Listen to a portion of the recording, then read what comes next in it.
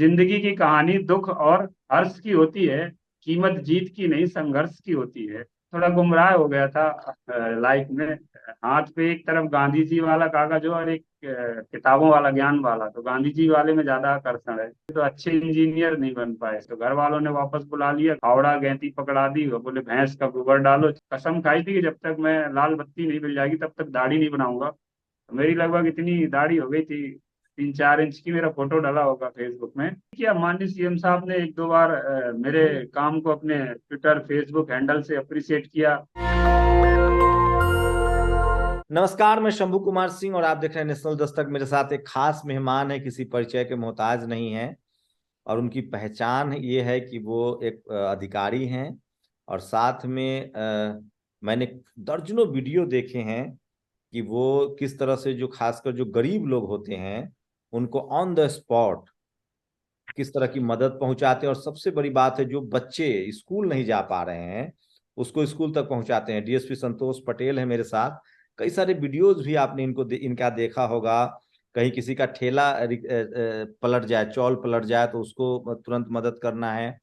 एक खबर मैंने सबसे पहली बार देखी थी, इनकी माँ के साथ इनका वीडियो भी वायरल हुआ था, लेकिन मेरे लिए सबसे वो तो था ही इमोशनल कि अब कैसे किसान का बेटा जब अधिकारी बनता है तो माँ के साथ किस तरह की बातचीत होती है। वो तो इनकी व्यक्तिगत सफलता है ही, इनके परिवार की सफलता है। लेकिन एक बार कुछ मजदूर जा रहे थे जिनके मालिक ने पैसा नहीं दिया था और डीएसपी संतोष पटेल से उनकी मुलाकात होती है और विद इन घंटे में वो मालिक इनको मजदूर का पैसा दे जाता है। तो वो मुझे सब कुछ बहुत चौंकाने वाला था और मुझे लगा कि अगर पुलिस रिफॉर्म की बात होती रही है, क्या डीएसपी संतोष पटेल जैसे अगर पुलिस हो तो लोगों को कोर्ट जाने की नौबत नहीं आएगी। और बहुत सारे ऐसे मामले हैं जिनको मीडिएटर मतलब मीडिएटिंग करके बीच बचाव करके सुलझाया जा सकता है। एक बात। दूसरी बात, जिस तरह से बच्चों को स्कूल ले जाने की जो ये कैंपेन चला रहे हैं डीएसपी संतोष पटेल, खासकर जो गरीब बच्चे हैं उस पर भी बात करेंगे। तो मैंने कुछ परिचय तो आपका दे ही दिया है, बाकी सोशल मीडिया के दौर में आपको सब जानते हैं। संतोष जी, आप कब लगा, आप कितने साल से, आप कितने साल हो गया सर्विस में, प्रशासनिक सेवा में, और कब लगा कि नौकरी के इतर इस तरह की इनिशिएटिव भी करना है ताकि देश मजबूत हो, ताकि बच्चों को स्कूल तक पहुंचाया जा सके। और जय हिंद शंभू भाई। आपको मैं भी सुनता रहता हूँ, आप जो समाज को जागृत करते हैं, प्रेरणा लेते हैं लोग। मुझे लगभग 7 साल से अधिक हो गए शासकीय सेवा में। मैं इसके पहले 1.5 साल फॉरेस्ट गार्ड था। वन विभाग की सबसे निचली पोस्ट होती है, तो वहां पर जंगल में जहाँ पर था, मैं वहां से पढ़ाई लिखाई करके मैंने पीएससी पास की। पीएससी के बाद डीएसपी बने, मुझे लगभग 5.5 साल हो गए। तो मैं सर्विस में आया तो खासकर जब मेरी पोस्टिंग ग्वालियर में हुई है, तो मुझे एहसास हुआ। मैंने यहाँ देखा कि मध्य प्रदेश की जो सबसे ज्यादा ट्राइबल रहती है, मध्य प्रदेश में आदिवासी रहते हैं, उसमें से हमने जनरल नॉलेज में पढ़ा था कि आता था एक क्वेश्चन, आज भी आता कि मध्य प्रदेश की सबसे 3 पिछड़ी जनजातियां बैगा, भारिया और सहारिया, ये 3 जनजातियां हैं। उसमें से सहारिया जनजाति जो ग्वालियर और चंबल का जो क्षेत्र है यहाँ पर रहती है, और जिस क्षेत्र में मैं था घाटी गांव में, तो सबसे मुझे लगता है पिछड़ी जनजाति है सहारिया। जो मतलब शिक्षा के मामले में बिल्कुल जीरो, 10 साल के बच्चे हो गए, स्कूल ही नहीं गए। तो स्कूल क्यों नहीं गए, मैंने आज भी लिखा था। मैं ये भी कहता हूँ कि उनके पेरेंट्स की गलती नहीं है। जो माँ बाप अनपढ़ हैं वो माँ जानते ही नहीं शिक्षा का महत्व, क्योंकि वो महत्व जानते हैं। वो 8 घंटे मजदूरी करते हैं और शाम को उनको नगद मिलता है। उन्हें लगता है शिक्षा तो क्या चीज है, 18 साल पढ़ाओ बच्चे को, फिर कोई परिणाम मिलता है या नहीं मिलता, वो भी कई बार कंडीशन रहती है, तो वो नहीं जानते। मुझे लगा ये मेरा फर्ज है यार। मैं भी इसी स्थिति से निकला हूँ। जब मेरे पिताजी मजदूरी करके लौटते थे तो हाजिरी भरने के लिए दीवार पे ऐसे कोयला से या सफेद सुई होती उससे निशान लगाते थे कि 1 दिन की हो गई, 2 दिन की, फिर लास्ट में गिनते थे पूरे की इतनी दिन की हो गई। तो फिर कभी कर्ज लिया हो तो ब्याज जुड़वाने के लिए किसी पढ़े लिखे को गांव में ढूंढते थे, वो जोड़ता था, फिर उसका चुकाते थे। तो हमने सोचा कि यार क्यों ना प्रयास करें, क्योंकि मेरा कुछ लगना नहीं है। शासन की इतनी सारी योजनाएं हैं, जैसे आदिवासी छात्रावास हर जगह है, हमारे हर ब्लॉक में दो दो तीन तीन, बालिकाओं का अलग है, बालकों का अलग है। मैंने देखा कि यहाँ एक आदिवासी बालक छात्रावास है प्राथमिक स्तर का, जिसमें 30 सीटें हैं, और उसमें 15 सीट भरी है, 15 खाली है। मैंने वहाँ के प्रभारी से बात की तो उनका कहना था कि सर इतनी तो हर साल खाली हो जाती है, यहाँ कोई एडमिशन करवाने नहीं आता। आते हैं तो उनके पास दस्तावेज नहीं होते, या तो आधार कार्ड नहीं होता, या फिर समग्र आईडी नहीं होती, या फिर ये होते हैं तो जाति प्रमाण पत्र नहीं होता। तो मैंने मुहिम छेड़ी और लगभग 7 बच्चे ऐसे तैयार किए जो लगभग 8-9 साल के हो गए, आज तक स्कूल नहीं गए थे। उनको एडमिशन करवाया हॉस्टल में। उनका पहले मैंने आधार बनवाया, फिर उनकी समग्र बनवाई, इसके बाद जाति प्रमाण पत्र बनवाया। और आज वो बहुत अच्छे से रह रहे हैं। लगभग 2 1.5 2 महीने हो गए पढ़ते पढ़ते, तो चेंजेस आए, मैंने उनको देखा। सर क्या लगता है आप लोग को, आपने क्या कहा कि हर ये तो आप एमपी में हैं, एमपी से हैं आप, तो हर जिले में इस तरह के मतलब आवासीय विद्यालय हैं ट्राइबल्स के लिए या शेड्यूल कास्ट के लिए? बिल्कुल, एसटी के लिए भी है और एससी के लिए। हर जिले में नहीं, ब्लॉक में। जिला तो छोड़िए, जिले में तो बड़ा हॉस्टल है, हर ब्लॉक में है। मध्य प्रदेश लेकिन में, हर हाँ, मध्य ब्लॉक में। प्रदेश में बहुत है। शासन की इतनी योजनाएं, उसमें पूरा खाना पीना कपड़ा रहने को सारी सुविधाएं मिलती। मैं खुद मतलब ये वर्दी पहने हूँ, कोई झूठ नहीं बोलता। नहीं नहीं, जिस स्थिति बिल्कुल। में हम लोग पढ़े जिस स्थिति में हम लोग पढ़े, जैसे किराए में रहकर 1,000 2,000 का कमरा लेते थे, 3 लोग रहते थे, और जमीन पे सोकर पढ़े 18 साल तक। मतलब बिस्तर चारपाई नहीं मिली बस उसके लिए। तो और इधर मैं जाके देखता हूँ ट्राइबल हॉस्टल में इतनी सुविधाएं, इतनी अच्छी, मतलब डबल बेड है और इतना अच्छा पूरी सारी। अब शासन की सुविधाएं, शासन के पास फंड की कमी है नहीं है। तो ये कहीं ना कहीं समाज की ओर से जो जागरूक लोग हैं, और जो बच्चे हैं उनके पेरेंट्स की भी मैं कमी कहूंगा। लेकिन वो अनपढ़ है तो वो इस चीज की वैल्यू नहीं समझते। तो इसलिए प्रयास हमें करना चाहिए। जो हम अगर आगे बढ़ गए हैं तो हमारा फर्ज बनता है कि उन्हें भी आगे बढ़ाएं, आप जो तो हमारे जैसे आप तो पुलिस हैं, जो हम सेवा में पहले थे हैं, वो आज वैसे हैं। आप पुलिस सेवा में हैं, खासकर अगर जो जो क्या अगर आप तो पुलिस सेवा में हैं, अगर जो जो शिक्षा पदाधिकारी हैं, एजुकेशन डिपार्टमेंट जी, अगर चाहें, थोड़ा सा अवेयरनेस कैंपेन करके मतलब ये सारे हॉस्टल्स भरे जा सकते हैं, सारे स्कूल चलाए जा सकते हैं। मतलब सरकार की योजनाओं की कमी नहीं है, इम्प्लीमेंटेशन में दिक्कत हो रही है या अवेयरनेस नहीं है। बिल्कुल सही है। वो प्रयास करें, और दूसरा प्रयास भी करते हैं तो क्या रहता है कि अपनी अपनी व्यक्तिगत रुचि होती है। अब मैं बताता हूँ कहाँ फेल हो जाता है। एक टीचर ने अगर प्रयास किया कि चलो एडमिशन के लिए वे आए, लेकिन उनके पास कागज नहीं है। अब टीचर के पास रिसोर्स नहीं रहते। मैं स्वयं की बात कर रहा हूँ, मैं एक तहसील का पुलिस का अधिकारी हूँ, मेरे पास शासकीय वाहन है, मेरे पास स्टाफ है, मैं किसी को फोन कर देता हूँ तो तत्काल काम भी हो जाते हैं। तो इसका भी एक असर होता है। मैंने रुचि ली, मैंने अपनी गाड़ी से, मुझे आज भी याद है, 4 4 6 6 आदिवासी बच्चों को मैंने 30 30 किलोमीटर दूर भेजा आधार कार्ड बनवाने के लिए, उनके पेरेंट्स के साथ। तो वो हर कोई नहीं कर पाता, और संसाधन भी नहीं होते। ये भी समस्या है एक छोटी सी। फिर इसके बाद जाति प्रमाण पत्र के लिए मैं स्वयं एसडीएम साहब के पास गया। कुछ नहीं किया, वहां जाकर चाय और पी ली साहब के साथ बैठ के, और जाति प्रमाण पत्र भी बन गया उनका। तो हमारा भी अच्छा संबंध हो गया एसडीए प्रशासन से, और उन बच्चों का काम भी हो गया। और साहब ने जब देखा तो उन्हें भी खुशी हुई कि अच्छा यार, मैंने बनाता तो डेली हूँ जाति प्रमाण पत्र, लेकिन कम से कम इन बच्चों का बनाया जो मतलब अपने भविष्य के लिए कुछ सोच रहे हैं, तो उन्हें भी अच्छा लगता है। तो ये व्यक्तिगत रुचि से भी होता है बहुत सारा काम। आपका स्वभाव क्या है, तो आपकी आपको रुचि अंदाजा है क्या है? आप कितने पॉपुलर हैं? सोशल मीडिया एक इंटरनेशनल प्लेटफॉर्म है। आपको अंदाजा है कितना लोग आपको देखते हैं, वॉच करते हैं, और बहुत सारे मीडिया हाउसेज आप पर स्टोरी बनाते हैं? अब चलता रहता है वो तो, जीवन है। मैं तो कर्म पे विश्वास करता हूँ। अगर हम कर्म करेंगे तो लोग अपने आप वो करेंगे। मैंने कहीं लिखा था कि जिंदगी की कहानी दुख और हर्ष की होती है। जिंदगी की कहानी दुख और हर्ष की होती है, कीमत जीत की नहीं संघर्ष की होती है। तो जो लोग कहानी बनाते हैं, शायद वो मेरा संघर्ष सुनना चाहते हैं, और मेरा संघर्ष लोगों को सुनाते हैं, दिखाते हैं। और यही मुझे, अगर मेरे जीवन में संघर्ष नहीं होता तो शायद कोई पसंद भी नहीं करता। क्योंकि हर किसी के जीवन में संघर्ष है, इसलिए लोगों को अच्छा भी लगता है, वो देखकर सुनकर तो सब वो बताइए ना महसूस करते हैं। सर, अपने बारे में, कहाँ से कहाँ के रहने वाले हैं? और आपने, आपकी माता जी से तो हम लोग अवगत हैं, उनको देखा है घास काटते हुए, और आपकी बातचीत वो सब हम लोग देख चुके हैं। सर मैं पन्ना, मध्य प्रदेश में पन्ना जिला है, और शायद आप भी सुने होंगे, हीरा आप पाया पन्ना। जाता है वहाँ। हालांकि मैं ये नहीं कहूंगा कि मैं हीरा हूँ पन्ना का। तो है।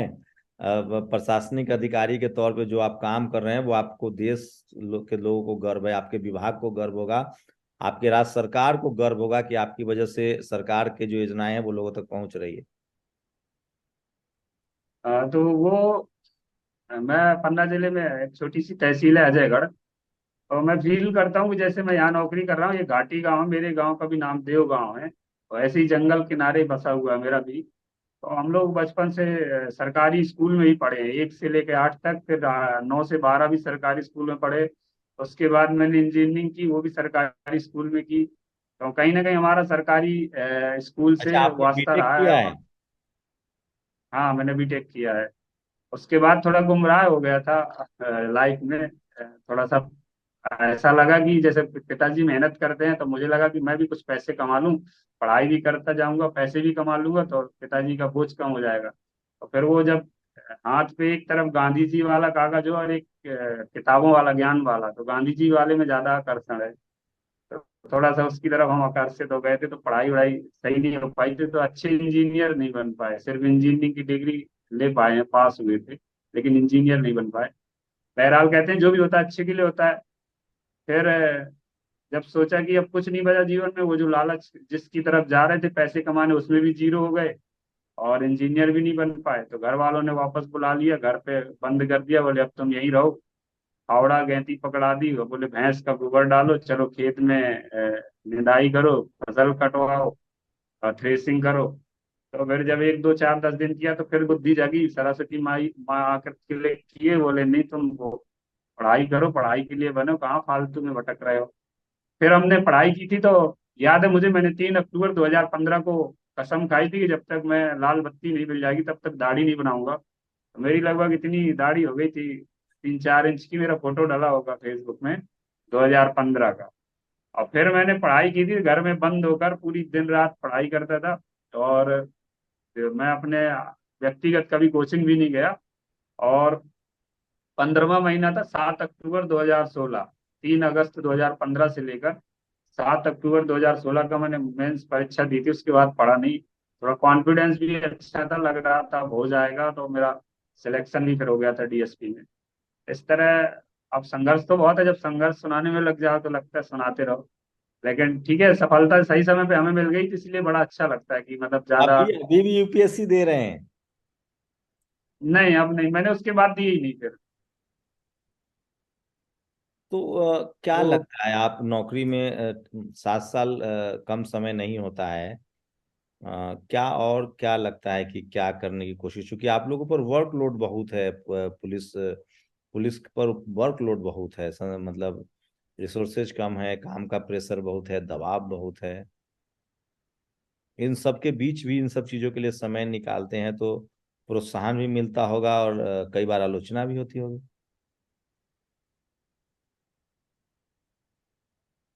देखो, आप बिल्कुल सही, वर्कलोड तो है ही है, आज के समय हर कोई पुलिस से उम्मीदें लगाए रहता है। मैं आपको 2 लाइन सुनाता हूँ।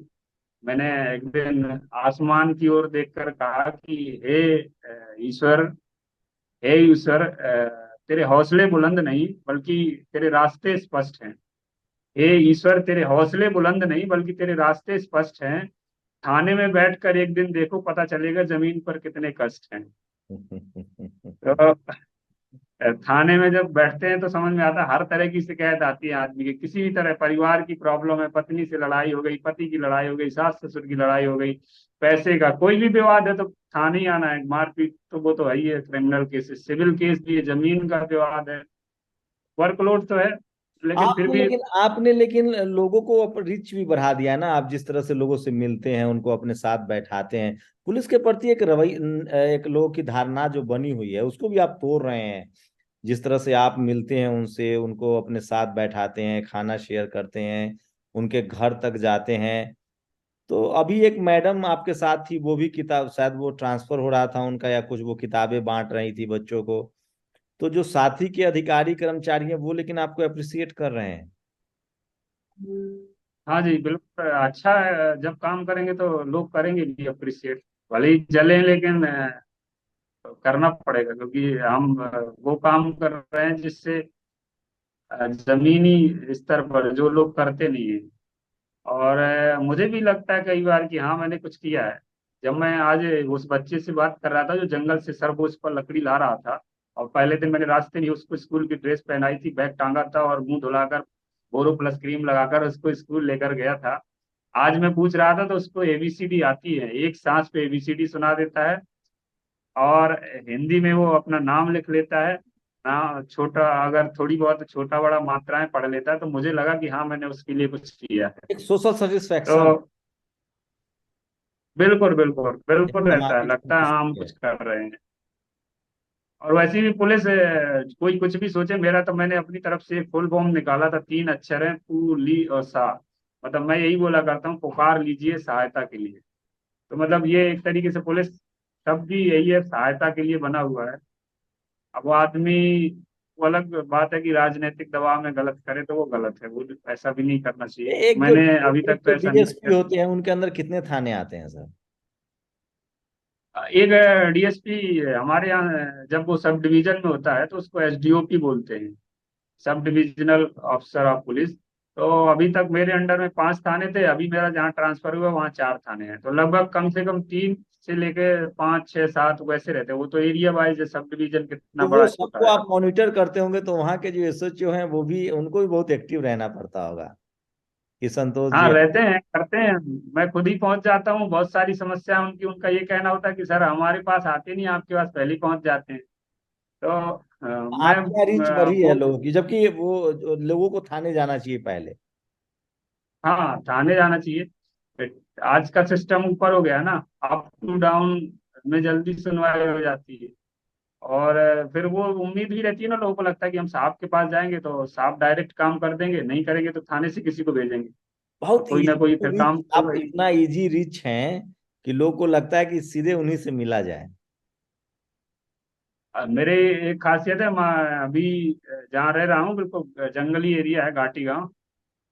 मतलब यहाँ पर एसडीएम का कार्यालय है, तहसीलदार हर विभाग के, मतलब तहसील लेवल का है। कोई यहाँ नहीं रहता, सभी ग्वालियर में रहते हैं, लेकिन एकमात्र अधिकारी है, मतलब राजपत्रित अधिकारी। मैं यही रहता हूँ, अपना जो 2 3 कमरे का मकान है, 24 घंटे। तो मैं देख, सुबह भी लोग 6 7 बजे 8 बजे मेरे यहाँ आ जाए आसानी से, उन्हें पता है ना कि यहाँ पर रहते हैं, ना तो उन्हें किराया लगना, आसपास के लोग तत्काल आ जाएंगे। यहाँ से ग्वालियर जाने के लिए 2 घंटे रास्ता चाहिए, किराया चाहिए, फिर शाम तक लौट के आएंगे, फिर ढूंढेंगे कहाँ पर निवास है। वो भी बहुत सारी समस्याएं होती है। मैं तो अपने वहीं रहता हूँ, ऑफिस में ही, ऑफिस के बगल से, उससे भी एक रीच आसानी से लोग पहुंच जाते हैं, जो क्योंकि आपके हम उनके लिए काम करना, जो आपके बड़े मैं उनके अधिकारी लिए हैं। काम करना चाहता हूँ। जी जी, बोलिए बोलिए, हाँ। मैं उनके लिए काम करना चाहता हूँ जिनके लिए मेरे पास किसी ऊपर से अधिकारी का फोन नहीं आता, किसी बड़े नेता का फोन नहीं आता। मैं उनके लिए काम करना चाहता हूँ, और मेरा हमेशा से उद्देश्य भी रहा है कि उनके लिए करूँ। नहीं, जो आप काम कर रहे हैं उससे तो सरकार की साख में और बढ़ोतरी होगी, लोगों का भरोसा जगेगा। जिसकी भी, जो भी सरकार में हो, मुख्यमंत्री हो, आपके एसपी हो, आपके डीएम हो, लोगों का और उनके प्रति फेथ बढ़ेगा, उनका ही नाम होगा। तो नहीं आप सही है, बिल्कुल क्या आपत्ति हो सकती सरकार। है? अगर किसी सीएम का सारे अधिकारी, एसपी, डीएम, एसडीओ, डीएसपी सब अच्छा काम करे तो उस सरकार को तो फायदा है। लोग उससे फाइनली क्रेडिट गोज टू मुख्यमंत्री, credit goes to DM, credit goes to SP. बिल्कुल सही है, मुझे अप्रिशिएट भी किया माननीय सीएम साहब ने 1 2 बार मेरे काम को अपने ट्विटर फेसबुक हैंडल से अप्रिशिएट किया। अच्छा, उनके इसके बाद संज्ञान में माननीय है। सीएम, हाँ माननीय सीएम साहब की मैडम है श्रीमती, उनने तो 2 4 बार फोन करके मुझे 2 4 4 मिनट तक अप्रिशिएट किया। जब माँ वाला वीडियो उनने देखा था तो उनने मेरे को उससे 4 मिनट बात की थी। बोली बहुत अच्छा लगा, मैं भावुक हो गई थी। मैंने अपने दोनों बेटों को बैठकर दिखाया भी वीडियो, कि बोला देखो क्या संस्कार होते हैं, कैसे माँ बाप को का ध्यान रखना पड़ता है। और फिर इसके बाद हमने एक, क्या ब्लाइंड व्यक्ति था, तो उसका मैं इलाज कराने के लिए मैंने उनसे मैसेज किया, तो उन्होंने तत्काल हॉस्पिटल में फोन किया फटाफट, मतलब जब सोचे हाँ सीएम हाँ, हाउस से फोन आया, वो गरीब पूरे आदमी डॉक्टर थे, हाँ। सारी व्यवस्थाएं हो गई थी। तो उसके बाद से फिर मेरा इतनी रीच हो गई है, वहां पहुंच हो गई है, जब उनका फोन आ गया कि हॉस्पिटल में मैं किसी को भी भेज देता हूँ, फोन कर देता हूँ तो उसका तत्काल इलाज हो जाता है। उसके बाद मैंने लगभग 8-10 लोगों का इलाज भी कराया। एक आदिवासी बच्चा था मेरे यहाँ डीएसपी साहब, चौकीदार। मतलब वो बहाना है, बहुत सारे लोग जो बहाना करते, मतलब जो आप कर रहे हैं उससे आपकी भी रीच बढ़ी है, आपको सेटिस्फेक्शन भी मिल रहा है, और आपका काम भी है, एक जिम्मेदारी भी है। जिम्मेदारी को जो लोग हैं बड़े अधिकारी हैं, अगर वो चाहें, मतलब मैं समझना चाह रहा हूँ, अगर किसी जिला में डीएम एसपी और आप जैसे जो एसडीएम है, वो एसडीओ एसडीएम सब चाहें, तो व्यवस्था चुस्त दुरुस्त हो सकती है। बिल्कुल करते भी हैं। अब वो क्या, डीएम और एसपी का काम ज्यादा हो जाता है वहाँ, उन्हें प्रशासनिक भी संभालना पड़ता है, तो अब उसका कारण नहीं हो पाता। और दूसरी बात, मैंने रीच की बात करी ना, तो जो रियल में नीडी पर्सन है वहां तक पहुंच ही नहीं पाता, क्योंकि पहले वो कहाँ जाएगा? अगर पुलिस वाला है, पुलिस की शिकायत है तो थाने जाएगा। वो एसपी तक पहुंचते पहुंचते बहुत से बैरियर्स पड़ते हैं कि वो वहां तक पहुंच ही नहीं पाता सही व्यक्ति। और इसके अलावा एसडीएम के पास, पहले पटवारी के पास जाएगा, फिर नायब तहसीलदार, तहसीलदार। तो वो यहीं पर बहुत दिन तक उसको या तो घूमता रहता है, कई बार काम हो जाते हैं, तो उस चक्कर में भी वहां तक सही आदमी पहुंच नहीं पाता। नहीं तो बहुत से हमारे अभी ग्वालियर जिले में तो एसपी सर और जो डीएम है दोनों बहुत ही सेंसिटिव ऐसे व्यक्ति हैं। मतलब मेरे काम की मुझे मेरी तारीफ करते हैं तो मैं यही समझता हूँ कि वही काम कर रहे हैं। और बॉस, मतलब एक्चुअली बॉस ही बड़े होता है जब जो वो ऊपर मीट के मांग अधिकारी हैं करके उनका सब सपोर्ट तो है। चाहिए ही। अच्छा, मैं ऐसे जानना चाहता हूँ, एक एक वीडियो देखता हूँ, एक रावत साहब हैं, वो डिस्ट्रिक्ट डीएम हैं उत्तराखंड में। उन्होंने अपना एक यूट्यूब चैनल खोल रखा है, और बाकायदा उनके साथ एक कैमरामैन भी होता है, और वो इसी तरह के सोशल जो जो भी प्रशासनिक काम करते हैं उसका वो वीडियो भी बनाते हैं, और उनका यूट्यूब चैनल भी चलता है।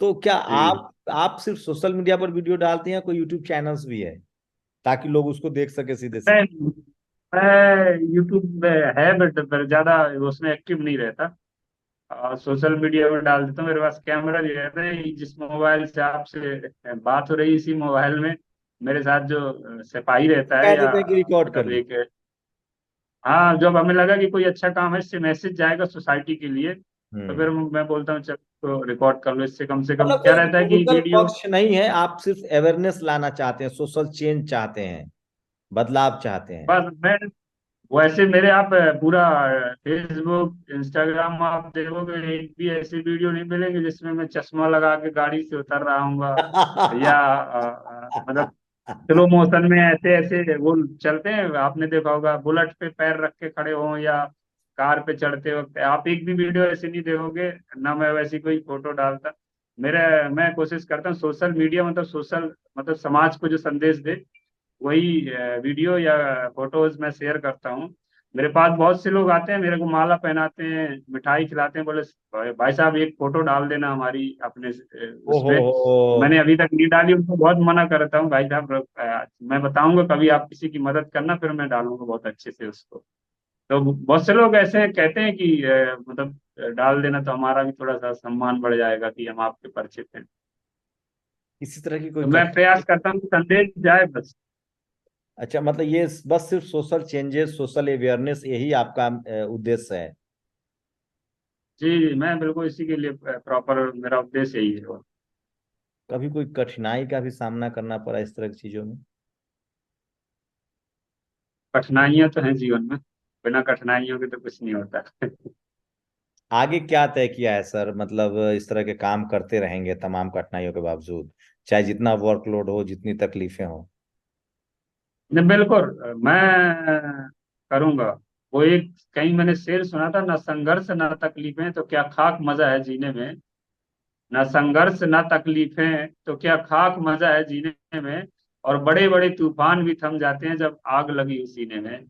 तो मेरे मन में पता नहीं ऐसा सेवा भाव जागा है जब से ये वर्दी पहनी है, कि मुझे लगता है कि यार मेरी छोटी सी मदद से अगर किसी के जीवन में उजाला आ जाएगा, कुछ परिवर्तन आ जाएगा, तो मैं क्यों ना करूं। और मेरा लग क्या रहा है, मैं तो ये सोचता हूँ कि मेरा लग क्या रहा है, मेरा नुकसान क्या हो रहा है। मेरा तो कुछ नहीं नुकसान हो रहा, न मेरे पिता का, न मेरा व्यक्तिगत कुछ लग रहा। शासन की योजनाएं हैं, शासन की, मैं तो गाड़ी है मिली है, शासन का डीजल मिल रहा है, मैं शासन के बंगले में रह रहा हूँ, शासन की मुझे वेतन मिल रही है, तो मेरा शासन की योजनाओं को फायदा ही तो पहुंचाना है। कौन सा मैं नगद रुपए, मैंने आज तक किसी को नगद रुपए नहीं बांटे, पर मैंने प्रयास किया तो सफलता मिली जरूर। और लेकिन मैंने कई बार प्रयास मैंने किया तो देखा अभी है एक मेरा, अपने पैकेट से भी, आप कोई बहुत नीडी है तो उसकी मदद कर देते हैं। थोड़ा बहुत तो फिर जीवन में करते रहते हैं, तो इतना तो और चलता हाँ, रहता है, कोई वो नहीं चलता करता। रहता है। सर क्या लगता है आप लोगों को कि मतलब मैं बस ऐसी जानना चाह रहा हूँ कि समझना चाह रहा हूँ कि एक जैसे पूरा सिस्टम है, एक सिस्टम बना हुआ है भारत में प्रशासनिक सेवा का। आप अकेले इतना कुछ कर पा रहे हैं और इतनी सारी समस्याओं का निपटारा करना पा रहे हैं। थोड़ी सी अवेयरनेस हो तो पुलिस के प्रति और लोगों का भरोसा मजबूत होगा। आप जैसे अधिकारियों से पुलिस डिपार्टमेंट को प्राउड होना चाहिए। आप जैसे लोगों की वजह से पुलिस पर इतना भरोसा बनता है लोगों का कि लोग बेझिझक पुलिस स्टेशन आने जाने लगे, और इससे क्राइम घट जाएगा, वहां की राज्य सरकारों को फायदा होगा, समाज बेहतर होगा।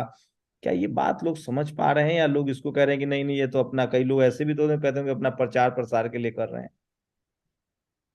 बिल्कुल, वो तो कहने वाले तो देखो सबसे पहले ये कहते हैं, और खासकर कौन कहते हैं, बराबर वाले। लेकिन निचले स्तर पे नहीं कहते लोग, क्योंकि वो देखते हैं, उन्हें अच्छा लगता है। ऐसा नहीं है कि कोई वो चीज है, उन्हें देखा है ना, जिसने देखा है कि जो बच्चे हॉस्टल में रह रहे हैं, मेरे को लोग बोलते हैं सर उसकी फोटो देख के, बोले आज ही कोई बोल रहा था, बोले सर पहले दिन का वीडियो देखा और आज देखा जब मतलब ट्रांसफर पे आया था, बोले कितना वो बदलाव आ गया, बोले सुंदर सा लगने लगा वो बच्चा जो मतलब जंगल से निकला था और यहाँ पर हॉस्टल में 2 महीने से रह रहा है। तो आता है निचले, जिसकी हमने मदद की है उससे जाकर लोग पूछे तो वो बताएगा कि हाँ कुछ हमारे लिए किया है जीवन में। और बाकी मैं, लोग पूछे तो बताऊंगा कि मैं वीडियो इसलिए बनाता हूँ कि अगर कोई मेरा वीडियो देखकर उसे लगे कि ये अच्छा काम किया है और अच्छी मैं, कोशिश है तो और इसे, वो करे, तो वो वो भी कर करे। सकते हैं। करे, मैं तो कहता हूँ किसी की मदद करो। और मदद के बाद मैं खासकर इसलिए शेयर करता हूँ कि लोग देख के शायद प्रेरित हों, और करते भी हैं। अभी मेरा ट्रांसफर हुआ तो मेरी फेयरवेल होनी थी। मैं ये एक्चुअल उदाहरण बता रहा हूँ, अभी वीडियो भी डाला है। तो मेरे को एक दिन पहले एसपी ऑफिस से फोन आया कि एक ब्लाइंड दंपत्ति है, लगभग 60-70 साल के हैं, अम्मा और बुजुर्ग। इनके पास रहने का घर नहीं, किसी ने इनका घर कब्जा कर लिया, छुड़ा लिया है, और ये पेड़ के नीचे रह रहे हैं पिछले 1.5-2 माह से। तो मैं गया तो सच में वो अम्मा पेड़ के नीचे लेटी थी, और जो बकरी की टपरिया है वहां पर बब्बा रोटी बना रहे थे। बब्बा को हल्का हल्का थोड़ा थोड़ा दिखता होगा, अम्मा को कुछ नहीं दिखता था। तो मैंने उनसे आग्रह किया कि मैं अगर व्यवस्था करा दूं आपके रहने के घर की तो रहोगी, तो बोले रह लेंगे, लेकिन बोले हम आदिवासियों के बीच में ही रहेंगे। ओ। तो मेरी जो फेयरवेल होनी थी, तो मैंने जो आ रहे थे फोन करके कि सर हम आ रहे हैं आपकी विदाई में, तो मैंने उनसे स्पष्ट बोला कि क्या लाओगे, तो बोले सर मिठाई ला रहा हूँ, गुलदस्ता ला रहा हूँ, शॉल ला रहा हूँ, श्रीफल, मतलब 200-250 रुपए का सामान। बोला ये मत लाना, ऐसे ही आ जाओ। हम्म। ऐसा करके जो मेरे आए लोग मिलने, लगभग हमने 40-50 हजार रुपए का डोनेट किया वो सामान अम्मा को। 2 घंटे में हमने एक घर बना कर दिया, रेलवे का कंडम क्वार्टर था, उसको हमने रिनोवेट किया, उसकी छत सही की, उसमें दरवाजा लगाया, लाइट लगाई, पंखा लगाया, बेड लाए, गद्दा तकिया, पूरे बर्तन वर्तन, और अभी मतलब, और लोग मेरी गाड़ी देखकर बहुत से लोग ऐसे ही आ गए, बोले सर आज यहाँ क्यों बैठे हैं आदिवासी बस्ती में। तो मैंने कहा आज मेरी फेयरवेल है, आप नहीं शामिल होगे, बोले अरे सर एक बहुत कॉल बहुत बधाई। आपको एसपी ऑफिस से आया था कि आप मदद कर दीजिए संतोष जी। हाँ बिल्कुल, बोले इसकी क्या समस्या है यार, इसकी देखो, इसको मदद करो। तो मैं, एडिशनल एसपी हमारे निरंजन शर्मा साहब, उनका फोन आया था। हम्म। तो फिर हमने किया, और मैंने देखा कि लोगों ने चाहा और मदद हो गई, और लगभग चालीस मतलब आपके जो 40-50 हजार। वरीय अधिकारी हैं वो भी आप पर बहुत भरोसा करते हैं। नहीं बिल्कुल भरोसा करते हैं, मदद हो जाती है, उन्हें पता है कि ये कर सकता है प्रयास। क्योंकि मैंने अच्छा, अपने जो मेरे सारे गिफ्ट थे मैंने सब उनको दे दिए। मुझे लगा कि यही मेरा सबसे बड़ा गिफ्ट है कि वो आज हंस मुस्कुरा रहे हैं। आप पढ़ने लिखने के भी बहुत मतलब पढ़ना लिखते भी हैं। हाँ लिखता रहता हूँ थोड़ा बहुत, बच्चों को मोटिवेट करता रहता हूँ, चुटकुले लिख लिख के सुनाता रहता हूँ पढ़ाई के लिए। और इतनी सिंपलिसिटी भी है आप में, मतलब कभी इतने साधारण तरीके से आप बात करते हैं, इतनी सिंपलिसिटी है। मतलब ये शुरू से है या और धीरे धीरे जैसे मतलब अब एक्सपीरियंस हो रहा है वैसे गंभीर होते जा रहे हैं? भारत देश में गांव में लोग रहते हैं, और जब कोई शहर में आता है गांव वाला तो वो साधारण ही होता है। कितना भी गांव में वो एडवांस रहा होगा, लेकिन शहर वालों के बीच में आएगा तो साधारण ही दिखेगा वो। उसे साधारण लोग कहते हैं, बोले अरे यार देहात से आया है, बहुत सीधा साधा है बेचारा। मैंने वो ऐसे ही साधारण हमारा नहीं है, कहा, मतलब मैंने सादगी हमारी। कहा, सिंपलिसिटी। जो आपका जो इजी रीच है, सिंपलिसिटी है, ये बचपन से है या ये अधिकारी बनने के बाद जिम्मेवारी महसूस हुई पढ़ने लिखने के बाद? नहीं नहीं, बचपन से हम लोग बचपन ही से रहे हैं। सब घर वालों का क्या कोई रिस्पॉन्स? ऐसा नहीं है ये तो। घर वाले क्या कहते हैं इन घर सब? वालों को मत पूछो, घर वाले देखते हैं तो ठीक है, अच्छा है। अब घर वालों की और भी वो कहते हैं यार तुम, अब हमारी भी ऐसी कंडीशन में सही सही बताऊं क्या आपको, भी थोड़ा बनावटी बताऊं? नहीं नहीं, सही बता दीजिए अब, हाँ। सही सही तो ये देखो, जब वीडियो वीडियो देखती हैं तो मेरी मम्मा मम्मी फोन करती हैं, बोलती इतना कुछ बांटते रहते हो, दिलाते रहते हो, यहाँ भेज दिया करो, बोले बहन जी को भेज दिया करो, हमारी भी बहन जी मतलब। नहीं, वो तो मिठाइयों के लिए कहते, कभी ये तो नहीं कहती हैं कि मतलब नहीं, मिठाई उठाई भी अब जैसे अभी सामान दिया तो बोले इतने यहाँ भी भिजवा परेशान हो देते रहा है, मम्मा के वो लिए तो घर हर पे। माँ, हर माँ। नहीं मतलब परेशानी उरसानी के लिए तो नहीं कहती है ना? नहीं, परेशानी के लिए तो नहीं कहते, मतलब थोड़ा सा वो रहता है कि बच्चा अधिकारी हो गया है, तो बोले हमें भी बहुत सारी सुविधाएं मिले, मन में वो रहता है हल्का, तो कहती रहती है। हालांकि समझा देता हूँ कि ईश्वर जो जो अपने हिस्से में होगा वो अपने आप मिलेगा आपसे, सब पर्याप्त मिलेगा, कोई दिक्कत नहीं। नहीं तो आप गैस्टेड अफसर हैं, आपकी अच्छी सैलरी है, परिवार चलने के लिए तो कोई दिक्कत नहीं होगी, तो वो तो नहीं मजाक। नहीं, ऐसे कोई कुछ दिक्कत नहीं, मिठाइयाँ हमें तो भी। पर्याप्त चलता है। हाँ। ऐसी कोई दिक्कत नहीं, वो तो पर्याप्त रहता है, उससे कोई नहीं, वो तो बता रहा हूँ कि मतलब ऐसा और थोड़ा सा। कितने भाई बहन हैं आप, और है कोई आपके घर में जो पढ़ाई लिखाई कर हाँ, रहे हम हैं? दो भाई हैं, मेरा छोटा भाई है, मेरी हमारी बड़ी बहन है। तो भांजे भांजी है, तो उनको हम पढ़ा रहे हैं। मतलब हमारी यही पढ़ रहे हैं दोनों। आपको पता है जितनी कम उम्र में आप जितना पॉपुलर हो गए हैं, आपके आगे के सारे रास्ते खुल रहे हैं। वो तो देखते हैं क्या होता है। कुछ और मतलब मैं पुलिस को लेकर एक धारणा जो आप तोड़ रहे हैं, और ये पुलिस डिपार्टमेंट के लिए शानदार है, वहाँ के चीफ मिनिस्टर जी के लिए भी है कि आप शासन प्रशासन की मदद पहुंचा रहे हैं। आपको लगता है कि थोड़ी सी कोशिश की जाए तो जो बहुत सारी जो धारणाएं हैं, बहुत सारा जो क्रिमिनल ऑफेंस है, वो सब ठीक हो सकता है, और तमाम जो आपसी मनमुटाव है, लोग के आपसी विवाद है, वो थाने के स्तर पर भी सुलझाया जा सकता है, जिसको सोशल पुलिसिंग पुलिसिंग कह सकते हैं आप। बिल्कुल, ये हमारे ऊपरी स्तर तक के अधिकारियों से लेकर सीएम साहब तक का भी मानना है। इसलिए मध्य प्रदेश में एक परिवार परामर्श केंद्र चलता है, हम्म। अलग से हर एक अनुभाग में रहता है जिले में, जहाँ पर कुछ मतलब हमारे सोसाइटी के जो व्यक्ति होते हैं वो बैठते हैं, जो जिन्हें कानून का ज्ञान होता है वो भी बैठते हैं, जनप्रतिनिधि बैठते हैं और पुलिस अधिकारी बैठते हैं। वो दोनों पक्ष को बैठकर लगभग एक हफ्ते, कई बार 15 दिन, एक महीने तक लगातार समझाते हैं। उसके बाद जब उनका आपस में निराकरण नहीं होता, तब जाके फिर एफआईआर की, जब लगता है कि अब ये मानेगी ही नहीं, एफआईआर की नौबत आएगी, तब होता है जाकर। तो ये प्रक्रिया चलती है। दूसरा, कोर्ट ने भी समझौता समाधान आपके द्वारा अभी चालू किया माननीय न्यायालय ने, तो न्यायालय का भी कहना है कि जो प्रकरण समझौता योग्य है उसमें अन्य बेवजह न्यायालय का भी समय जाता है, और लास्ट में होता क्या, समझौता ही आपस में। अब जैसे भाई भाई की लड़ाई हो गई, छोटी सी लड़ाई के लिए भी आप कोर्ट कचहरी में पैसा खर्च करेंगे, समय जाएगा, लास्ट में होना समझौता ही है। जमीन का विवाद है, वो पता है कि बंटवारा जिसके जो हिस्से में आनी है वही होना, थोड़ा बहुत आगे पीछे हो गया तो सभी का इस पर ध्यान है, और विषय हो भी रहा है अभी। माननीय ग्वालियर उच्च न्यायालय ने कार्यक्रम भी किया था समझौता समाधान, जिनने बहुत अच्छे समझौता कराया उनको सम्मान दिया था, मुझे भी उसमें सम्मान पाने का अवसर मिला था। तो अभी सभी का ध्यान उस पर है। आपने सुना होगा लोक अदालत भी लगती है, वो इसी उद्देश्य से लग रही है कि जो भी ऐसे प्रकरण है जो आपसी समझौते योग्य हैं, समझौता किया जा सकता है, तो लोक अदालत में समझौता हो जाता है, मतलब वो सबसे बड़ा निर्णय है, माननीय सुप्रीम कोर्ट में भी नहीं उसकी अपील हो सकती। दिन भर में कॉल्स तो आते हैं आपको? क्या, फोन कॉल्स? अच्छा फोन आते हैं, बहुत आते हैं फोन, तो आते हैं, मैं अटेंड भी करता हूँ। हाँ, इस सारा बात के लिए ज्यादा आते हैं सर, बहुत अच्छा लगा वीडियो देखकर, आपने इसकी मदद की, बहुत अच्छा लगा, कल मिलने आऊंगा। तो फिर मैं बोलता हूँ बस, ज्यादा फिर उसमें वो नहीं रहता है। समस्या वाले आते हैं तो उनसे हम बात कर लेते हैं। अच्छा अच्छा अच्छा, हाँ वो तो है। तो ये डीएसपी संतोष पटेल हैं, मध्य प्रदेश में के ग्वालियर जिले में पोस्टिंग है इनकी। और सोचिए कि एक अधिकारी की इच्छा शक्ति से कितने सामाजिक बदलाव संभव है, उसके जीते जागते सबूत डीएसपी संतोष पटेल हैं। तकनीकी वजह से हम लोग एक दूसरे से डिस्कनेक्ट हो गए हैं, लेकिन एक बात तो है कि जिस तरह से सोशल मीडिया ने इनको घर घर तक पहुंचा दिया है, जिम्मेदारी भी इनकी बड़ी हो गई होगी। तो ये पूरी बातचीत पर आप लोग अपनी प्रतिक्रिया जरूर दीजिए, और हम लोग कोशिश कर रहे हैं कि उनसे फिर बातचीत हो पाए। जी जी, आप बताइए, आप अपना मैसेज दीजिए, हमारे पास 1 मिनट और बचा हुआ है। मेरा संदेश तो यही है सभी को कि ये जीवन है, इसका कोई तो भरोसा नहीं। और हमें जब तक इंसान है तो कम से कम कहते हैं ना कि हमारे पद प्रतिष्ठा और नौकरी जो भी है हमारे यहाँ की चलते बोलते डिग्निटी, मैं ये सब नहीं जानता, मुझे लगता है सबसे बड़ी डिग्निटी इंसानियत है।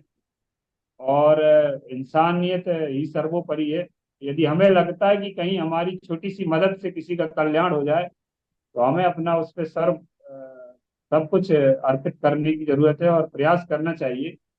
मैं यही प्रयास करता हूँ कि अगर मेरे छोटे से प्रयास से किसी के घर को उजाला हो जाए, कोई पढ़ लिख जाए, तो आने वाले वक्त में उसके कंधे पे, और मैं कबाड़ का थैला ना देखकर उसके कंधे पे लैपटॉप का बैग देखूंगा तो मुझे बहुत खुशी होगी और लगेगा शुक्रिया कि सर, हाँ मैंने हमसे उसके जीवन बातचीत में। करने के लिए और अपना कीमती समय देने के लिए बहुत बहुत शुक्रिया। नेशनल दस्तक की आपसे गुजारिश है कि अगर इसको बचाना चाहते हैं तो नेशनल दस्तक को सब्सक्राइब करने के लिए रेड कलर के सब्सक्राइब बटन को दबाएं, फिर बेल आइकन की घंटी दबाएं। नेशनल दस्तक को बचाने के लिए बहुत जरूरी है कि हर खबर को शेयर करें, लाइक करें, कमेंट जरूर करें।